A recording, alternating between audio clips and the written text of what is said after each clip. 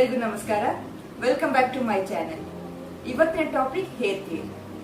ಈ ವಿಡಿಯೋನಲ್ಲಿ ನಿಮಗೆ ಸ್ಪ್ಲಿಟ್ ಎಂಡ್ಸ್ ಬಗ್ಗೆ ನಾನು ಕೆಲವು ಮಾಹಿತಿ ಕೊಡ್ತೀನಿ.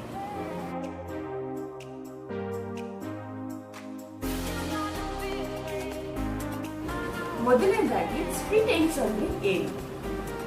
ನಿಮ್ಮ ಕೂದಲಿನ ತುದಿ ಒಡೆಯುವುದು ಅಥವಾ ಸಪರೇಟ್ ಆಗುವುದು ಅಂತ ಅರ್ಥ.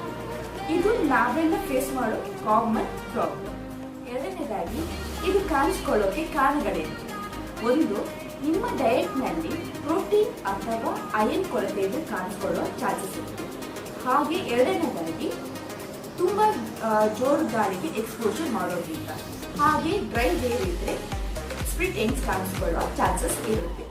ಮೂರನೇದಾಗಿ ಸ್ಪ್ಲಿಟ್ ಎಂಡ್ಸ್ ಬರದೇ ಇರುವ ಹಾಗೆ ಏನ್ ಮಾಡಬೇಕು? ನೀವು ನಿಮ್ಮ ಡಯಟ್ ನಲ್ಲಿ ಸೊಪ್ಪು, ಕಾಳುಗಳು ಮತ್ತು ಡ್ರೈ ಫ್ರೂಟ್ಸ್ ಗಳನ್ನ ಇನ್ಕ್ಲೂಡ್ ಮಾಡಿ. ಹಾಗೆ ಆದಷ್ಟು ಹೇರ್ ಡ್ರೈಯರ್ ಉಪಯೋಗಿಸುವುದನ್ನ ಕಡಿಮೆ ಮಾಡಿ. ಎಣ್ಣೆ ಹಚ್ಚುವಾಗ ಕೂದಲಿನ ತುದಿಗೂ ತಪ್ಪದೆ ಹಚ್ಚಿ. ಹಾಗೆ ನೀವು ಕಂಡೀಷನರ್ ಯೂಸ್ ಮಾಡಬೇಕಾದ್ರೆ ಕೂದಲಿನ ತುದಿಗೂ ಅಪ್ಲೈ ಮಾಡಿ. ಕೊನೆಯದಾಗಿ, ಈಗಾಗಲೇ ಸ್ಪ್ಲಿಟ್ ಎಂಡ್ಸ್ ಇದ್ರೆ ಏನ್ ಮಾಡಬೇಕು? ನೀವು ಮಾಡಬೇಕಾಗಿರೋದು ಒಂದೇ ಕೆಲಸ, ಅದು ಹೇರ್ ಟ್ರಿಮ್.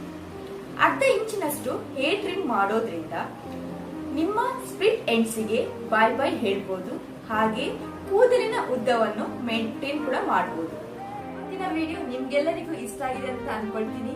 ಮತ್ತೆ ನಿಮ್ಮನ್ನ ಮುಂದಿನ ವಿಡಿಯೋಸ್ ನಲ್ಲಿ ಭೇಟಿಯಾಗ್ತೀನಿ. ಅಲ್ಲಿಯವರೆಗೆ take care and stay safe. Thank you.